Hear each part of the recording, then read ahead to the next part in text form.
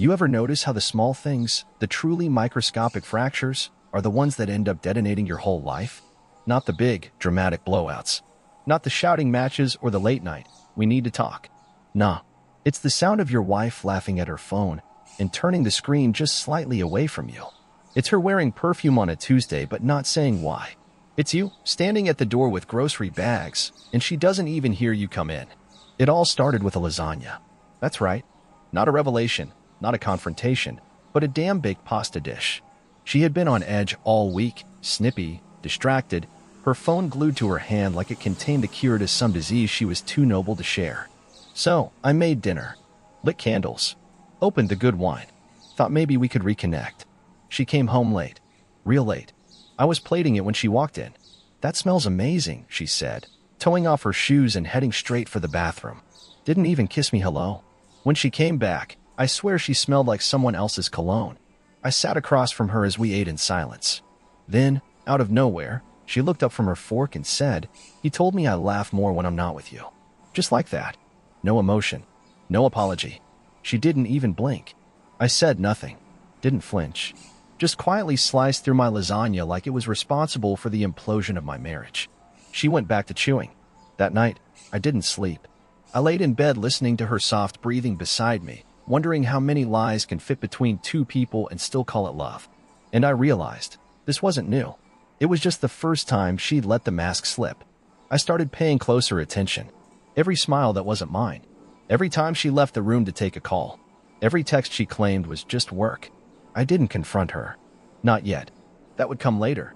Right now, I was gathering kindling.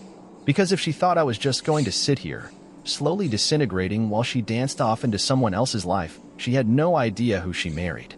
Let me tell you something about silence. It's loud. Deafening, even when you're sitting in the dark beside someone who used to feel like home. I stopped asking questions. Not because I didn't want the truth, but because I already knew it. She wasn't mine anymore. She was just living here out of habit. So I started collecting. It began with the phone. Not hers, mine. Every time she smiled a little too brightly at a message, every time she left the room to take a call, I took notes. Dates, times, patterns. I'm not a detective, but I am meticulous when I'm motivated. Next, I checked her laptop. Nothing obvious. Just work docs, open tabs for Pinterest wedding boards she used to obsess over back when we still had plans. But the browser history told a different story. Searches for weekend getaways near me, intimate boutique hotels, and here's the kicker, how to know if you're falling in love with someone new. Romantic, right? Then came the receipt, tucked inside her coat pocket, barely folded. One night stay, Lakeside Hotel, 2 guests, a name scrawled on the confirmation that wasn't hers or mine. Just a single first name, Eli. It hit like a punch to the chest. Eli. I didn't even know an Eli. But apparently she did very well. I didn't rage. Didn't throw it in her face. I just filed it away. Mentally. Strategically. That Saturday, she said she had a team retreat. I smiled. Told her to have fun. She kissed me on the cheek, and I stood there in the doorway, waving goodbye like the world's biggest fool. What she didn't know is that I'd planted a GPS tracker under the passenger seat of her car. Cost me $60 and my last shred of denial. She drove straight to the Lakeside Hotel. Eli must have been punctual. His car was already there when she arrived. I didn't follow her inside. Not yet. That wasn't the moment. That wasn't the scene. I waited. Sat across the street in my truck, engine off, watching the shadow puppets behind the curtains of room 304. You ever feel your heart break so quietly it doesn't even echo? Just cracks like old wood and sinks into your stomach? That's what happened next. But here's the part she didn't count on. I wasn't just a husband anymore. I was a man with a plan. And Eli? He was about to learn that every story has a twist, especially the ones where the husband plays dumb. You ever realize you've been playing a role in your own life? That you're not the main character, just the extra who waters the plants and refills the fridge? That was me. Background husband. Supporting cast. But when I saw her check in with Eli, his hand on the small of her back like he'd earned that right, I decided to change my role. No more quiet. No more watching. I was done being the wallpaper. I didn't confront her. I didn't text. I didn't blow up the whole thing with a dramatic scene in the hotel lobby. No, I smiled. Smiled as if I hadn't seen anything at all. Because people like her, they expect fire. They prepare for it. But ice? Ice they don't see coming. The next morning, I was in the kitchen making breakfast like usual. Eggs, toast, coffee with a splash of oat milk and 2 sugars, just how she likes it. She walked in humming. Wore the same sweater she left in. No guilt, no nerves. Just business as usual. She kissed me on the cheek. "You're sweet," she said. "You didn't have to make breakfast." "Oh, I wanted to," I said. "Just glad you're back." The performance was flawless. Tony-worthy. She smiled, took a sip of her coffee, and complimented the eggs. It was surreal, watching her act like nothing had happened while her betrayal was still parked in my memory like a burning wreck. Later that day, I called in a favor. A friend from college, law school type. Good with paperwork. Discreet. I asked about trust amendments, asset transfers, digital record tracing. I told him it was for a friend, and he didn't ask questions. That's why he's the friend you keep. Then I made a new email. A cloud backup system. Started shifting things. Bank details, passwords, documents. You'd be surprised how much control you give up when you trust someone with the small stuff. She had my calendar, my routines, my phone access. But I had the receipts. Literally. That week, I even set up a fake couples counseling appointment. Booked it. Paid in advance. Sent her a calendar invite. Her response? "We don't need that right now." No, of course not. You're thriving, right? You and Eli. But I needed it. Not for healing. For cover. It was the story I'd tell when this thing exploded, the one where I tried to fix it, and she just didn't care. The next few days were smooth. She smiled more. Cooked dinner once. Watched a movie with me and even rested her head on my shoulder. It would have been touching if I hadn't already seen the security footage of her holding Eli's hand in the hotel lobby. But like I said, I was done being the extra. I was rewriting the script. And soon, the next scene would make her wish she'd never auditioned for the part of someone else's leading lady. There's something eerily peaceful about watching your life detonate in slow motion. Each day that followed her little hotel adventure was like living in a soap opera where I already knew the twist, but everyone else was still clapping for the villain. I didn't shout, didn't storm out. I smiled. I kissed her forehead. I played the part so well even I started believing it. But the mask was wearing thin, hers, not mine. One night she came home late again. Claimed it was a team dinner with last-minute drinks. I watched her stumble through that sentence like her brain couldn't decide whether to lie or just let me fill in the blanks. I nodded, poured her a glass of wine, and asked if her manager still had that allergy to shellfish. Her face froze for half a second, just long enough for me to know I'd caught her in a mental traffic jam. "Oh, yeah," she said slowly. "Still the same. Of course he is, sweetheart. If only Eli knew his allergy was now part of your alibi." She took a sip of wine, and for a moment, I swear I saw something behind her eyes. Not guilt, not remorse, just calculation. Like she was testing the water, seeing how far she could walk into the fire before noticing the heat. I knew then she was waiting for me to lose it. That was her plan. That's what they count on, people like her. For you to explode, to give them the excuse, the narrative, the hero's arc where they tried so hard, and you were just too fragile, too angry, too unstable. But I gave her none of that. Instead, I turned down the bed like always, brushed my teeth, and kissed her goodnight. That kiss? It was surgical. No love, no warmth, just the echo of a habit we both stopped believing in.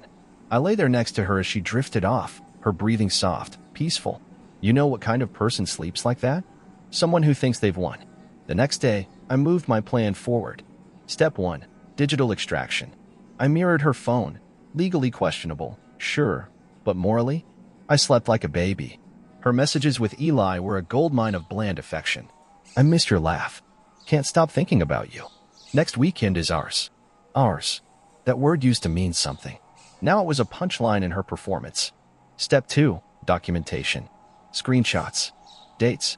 Locations. Conversations. I put them all in a folder labeled insurance and backed it up twice. Printed a hard copy too. One of those fancy leather-bound things you'd expect to find in a courtroom. Or a war room. Because let's be honest, that's what this was now. War. Step 3. The preemptive strike. I met with a lawyer. Not for divorce. Not yet. Just to draft what I call a pressure package. A formal letter, detailed and unflinching, outlining everything I knew, everything I'd seen, and everything I was willing to disclose publicly if pushed. Not for blackmail. For leverage. Because when she finally realized I wasn't playing the part she wrote for me, I wanted to be ready. But even with all that preparation, nothing could have prepped me for what came next. That Friday night, I got home early. I told her I had a late meeting. Let her think she had the house to herself. I parked a block away, walked in through the side door, and waited. No lights were on, just the faint flicker of the TV upstairs. I didn't sneak. I didn't need to. She wasn't expecting me, and Eli must have thought I was a myth. I made it to the staircase when I heard her laugh. The same laugh I hadn't heard in 6 months. Not the polite chuckle she gave me at dinner. Not the bored sigh she passed off as a joke. No, this one was real. Loose. Unfiltered. Familiar. I stopped halfway up the stairs. Didn't move. Just listened. Then I heard it. He still has no idea. Eli's voice. Low. Confident. Condescending. My jaw tightened. But I didn't move. I wanted to hear her answer. He's too busy playing house, she said. Folding laundry and making breakfast. He thinks I'm stressed from work. They both laughed. I didn't feel rage. I felt confirmed. Validated. Every suspicion. Every late night. Every lie. She said something else after that. Something that still burned into my brain. He's safe. But I'm alive with you. That line. That's the one that broke something in me. Not because it hurt, but because it showed me she didn't just cheat, she rewrote our story. In her mind, I was just a placeholder. A warm body. A man who paid the bills and folded the socks. And Eli? He was the adventure. The thrill. That was when I turned around and walked out of the house again. No confrontation. No door slam. No shouting. I needed a new plan. Because now, it wasn't just about ending the marriage. It was about making sure she never forgot who she underestimated. By the time I got back to the truck, the weight in my chest had gone from a dull ache to a quiet, calculating pressure. Not pain, no, that had burned off weeks ago. This was something colder, sharper, like steel forged in silence. I sat there in the dark, engine off, watching the glow of the bedroom window flicker faintly through the leaves. I imagined them up there, lying side by side in the bed I built, in the sheets I bought, under a roof I held up through every storm. I used to call that room a sanctuary. Now it was a stage. But I wasn't going to be the audience anymore. I was going to be the author. And the next chapter? It wouldn't be loud. It wouldn't be violent. It would be surgical. It started with a message. Not to her God, no. To him. I'd found Eli's number weeks ago. Took a photo of it off her screen while she showered. I never used it. Not until now. So I did what any man with receipts and nothing to lose would do. I sent him a photo. Just one. It wasn't graphic. Nothing obscene. Just him and her at the hotel, holding hands in the lobby, time-stamped. And beneath it, I typed exactly 6 words. She was never just yours. Then I blocked the number. Now, some might say that was petty. But I wasn't aiming for petty. I was aiming for doubt. Because a man who thinks he's special gets sloppy. But a man who starts wondering if he's just the next in a long line of secrets? That man starts asking questions. And questions are termites in the foundation of an affair. I didn't need Eli to leave her. I just needed him to think twice. To stop feeling bulletproof. To realize she was capable of smiling while lying to 2 men at the same time. While he digested that little appetizer, I moved to phase 2. A visit to her office. Not as a husband. As a client. I booked a consultation under a fake name. Walked in wearing a button-up shirt she hadn't seen in years, a clean shave, and the kind of calm confidence that makes people lean in. The receptionist didn't recognize me. Why would she?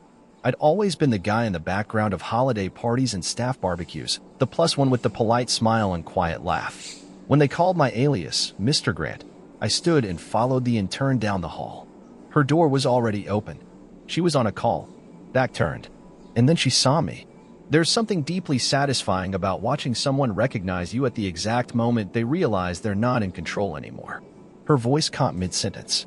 She spun around in her chair. James? I smiled. The same smile I used on our 3rd date, the one she once called disarming. No, I said calmly. Mr. Grant, I'm here for the brand strategy consult. She stood, knocking a pen off her desk. What are you doing here? She hissed. I glanced at the intern who'd escorted me, still hovering in the doorway like a kid watching a teacher cry. Is there a problem? I asked, voice crisp. The intern blinked. I'll give you 2 a minute. The door clicked shut. She rounded the desk, face flushed, voice low and sharp. What the hell do you think you're doing? I stepped closer, lowered my voice. Just showing you what it feels like to be watched where you least expect it. She tried to laugh. It faltered halfway out of her throat. Is this some kind of revenge stunt? No, I said. This is a reminder. Of what?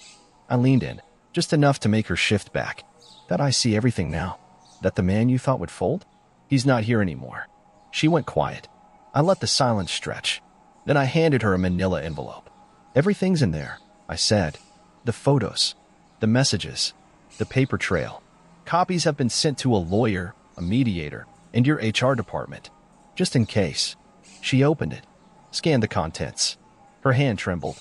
You're threatening me. No, I said again. I'm liberating you. You wanted a clean break, remember? You just didn't want the cleanup. She sank into her chair. I didn't stay to watch her cry. That would have felt cheap. I walked out, nodded politely to the intern, and left like I'd just closed a business deal. Because in a way, I had. That night, she came home early.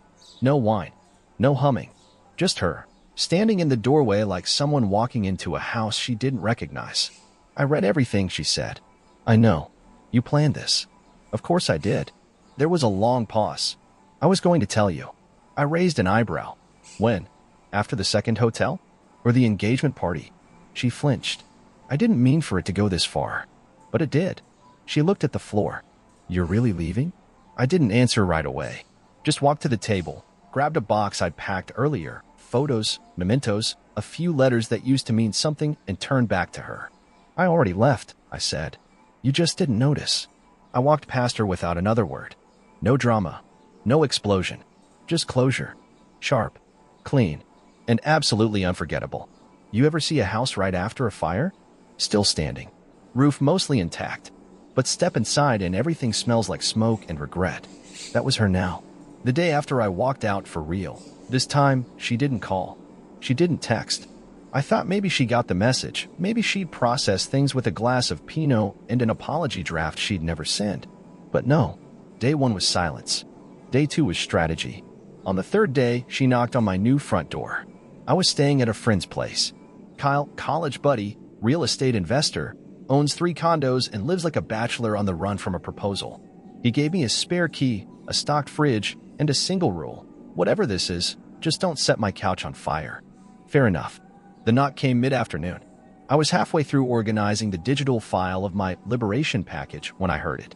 I opened the door, and there she was, still wearing the same perfume, still dressing like appearances could fix the interior rot. But her eyes? Different. Not soft. Not wounded. Strategic. Can we talk? She asked. I didn't invite her in. I just stepped aside like a doorman who didn't particularly care whether you were on the list. She took it as permission. The silence hung between us like a wet tarp, heavy, clumsy, impossible to fold neatly. She sat on the edge of the couch, as far from the coffee table as humanly possible, hands folded tight like she was auditioning for remorse. I'm not proud of what I did, she started. That was new. No denial. No gaslighting. Just the opening line of a guilt campaign she hoped would end in clemency. But she added, and there it was. There's always a but. I felt alone, she continued. You've been distant for months. You don't talk anymore. You go through the motions. I smiled. Cold. Even.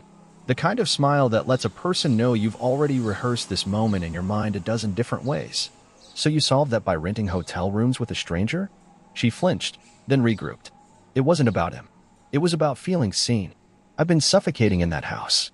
And you, she pointed vaguely, like the word you was a flaw in the furniture. You stopped noticing me. There it was again. The rewrite. The narrative recast with her as the protagonist and me as the emotionally unavailable footnote. I leaned forward. Not angry. Just ready. Do you know when I stopped noticing you? I asked. She blinked. When? When you started performing instead of living. When every smile was for show and every word was a deflection. I was there. Every night. Every dinner. Every damn Tuesday when we folded laundry and watched reruns of a life we used to love. Her eyes glossed, but I didn't let up. You don't get to say I was absent when I was just invisible. She looked down at her hands, the way people do when they're searching for sympathy in their own palms. I didn't think you'd ever leave, she whispered. Bingo. That was the line. She didn't think I had it in me. Thought I was so loyal, so dependable, that she could rob the house blind and I'd still fix the squeaky hinge on her way out. I stood up and walked to the kitchen, poured myself a glass of water. She didn't ask for one. That used to be a thing, unspoken courtesy, Small gestures that say I see you. Now she waited like a guest. When I came back, she was still sitting, still composed. But her voice had dropped a note or two. "Do you want a divorce?" she asked. I didn't answer right away. "I want dignity," I said. "Whether that comes with or without a signature is up to you." She nodded slowly. "What happens now?" "Now." That word hung in the air like the last breath before a verdict. "Now," I said, "we separate the furniture, the finances, and the fantasies. You can have the couch. I'll keep the coffee maker. But the future? That's mine." She stood, walked to the door, hesitated. "I never stopped loving you," she said. I looked at her, really looked. And in that moment, I didn't see the woman I married. I saw the woman who survived our marriage by becoming someone I couldn't recognize. "I believe that," I said. "I just don't think you know what love is anymore." She left without another word. That night, I sat alone on Kyle's couch, watching old movies and ignoring the world. But my phone buzzed once, just once. It was a text from Eli. She told me everything. "I'm sorry, man. You deserved better." I didn't respond. Eli was never my enemy. He was just the mirror she chose to stare into when she got tired of her reflection beside me. But me? I was done reflecting. I was starting over. And for the first time in a long time, the silence around me didn't feel like absence. It felt like peace. You'd think walking away from a marriage would feel like defusing a bomb. A ticking countdown, a dramatic red wire, and then boom, freedom. But it wasn't like that. It was quieter, slower, like the hum of a refrigerator after the power cuts out. Stillness, but with a strange ringing in your ears. She didn't call after that night. Didn't follow up with another speech or a list of grievances disguised as closure. I think she understood, finally, that there was no argument left to win. So I moved out officially. Kyle helped me load the truck, box by box, drawer by drawer. Funny how 10 years of life fits so neatly into cardboard when you strip away the illusions. "She ever say she's sorry?" he asked, hoisting a box of winter clothes into the back. Only between sentences that blamed me. We both chuckled. Not because it was funny, but because bitterness is easier to carry when it's shared. By the end of the week, I had a new place. Nothing fancy. A one-bedroom with creaky floors and a view of the streetlight that flickered like it was winking at me. But it was mine. And for the first time in years, I didn't need to ask anyone if we had milk. She sent one email. No subject line. Just a short message. "I'm getting help. For real this time. I hope you're okay." I didn't reply. Not out of spite. But because the chapter had already been written in ink, and I wasn't going to edit it anymore. I saw Eli once more. Random. At a gas station on Route 9. We locked eyes as he stepped out of his car, both of us holding that awkward silence like a wet umbrella. He approached first. "Didn't expect to run into you." "Life's full of surprises," I said. He nodded. "We're not seeing each other anymore." I didn't ask why. Didn't need to. "I think she's trying to change," he added. I shrugged. "Then I wish her luck." He offered his hand. I took it. Not because we were friends, but because we were two men who survived the same fire. We parted without another word. And that's when it started to feel real. Not the betrayal. Not the breakup. The rebuild. My new apartment smelled like fresh paint and something called pine breeze from the air freshener Kyle left in the bathroom. I unpacked slow, methodically. No rush to decorate. No desperate need to fill the silence. Some nights were heavy. Not with regret, but with rewiring. Relearning how to enjoy a movie without looking to my side for a reaction. Cooking for one. Sleeping in the middle of the bed. But other nights? Other nights were good. I started running again. Picked up my old guitar. Revisited music I'd buried under years of compromise. Caught myself humming in the kitchen. A friend invited me to a trivia night. I went. Didn't win, but I laughed. Hard. Like, stomach sore, eyes wet kind of laugh. It startled me. Joy that didn't come with guilt or strings. And that's when I realized I wasn't healing from her. I was healing from who I had to become to stay with her. Work got better too. Focused. Creative. My team noticed. My boss pulled me aside one day. "You've got your spark back." Yeah. Turns out spark returns when no one's busy siphoning your fuel. I even started sleeping with the window open. Something she used to hate. I liked the sound of the street. Liked the wind. Liked the possibility that maybe, just maybe, this wasn't the end of the story. Just the end of the wrong one. She showed up one last time. It was 6 months after the divorce was finalized. Cold evening. Rain tapping the window like it had something urgent to say. I opened the door. She was thinner. Tired. Still beautiful, but in the way that fine china is beautiful after it's cracked. I was driving by, she said. Saw your truck. I stepped aside again. She took it as permission again. But this time, she didn't sit. She just stood there, arms crossed, scanning the room like she was trying to find pieces of herself in the new layout. You look good, she said. You look different. I am. She turned toward me, voice smaller than I remembered. Did you ever think about us? Sure, I said. I thought about how I survived us. She didn't argue, just nodded. I wanted to say sorry, she whispered. You did, I replied. But I think this time, you mean it. She nodded again. And then, do you hate me? I didn't blink, didn't flinch. No, I just stopped loving you in a way that keeps me around. That was it. No drama, no begging, just two people finally seeing each other clearly. She left with tears in her eyes. I locked the door, and this time, it stayed shut. Here's the thing about revenge. People think it's fire, explosions, tables flipped and tires slashed. But real revenge? It's silence. It's rebuilding so completely that they can't recognize the man they threw away. It's laughing again. It's sleeping deeply. It's not needing closure because you've already stepped into something better. It's her seeing you in line at the coffee shop and realizing she doesn't even know your favorite drink anymore. My revenge wasn't loud. It was measured, precise. It was making her remember every day that she didn't just lose a husband. She lost a man who would have walked through fire for her. And all she had to do was not light the match. So now I wake up without knots in my stomach. Now I drink my coffee black, just how I like it, because no one's around to wrinkle their nose and say it's too bitter. Now I'm not folding someone else's laundry while they text another man. Now I'm not wallpaper. I'm the architect. And the house I'm building? It has no room for ghosts. Only windows that let in all the light.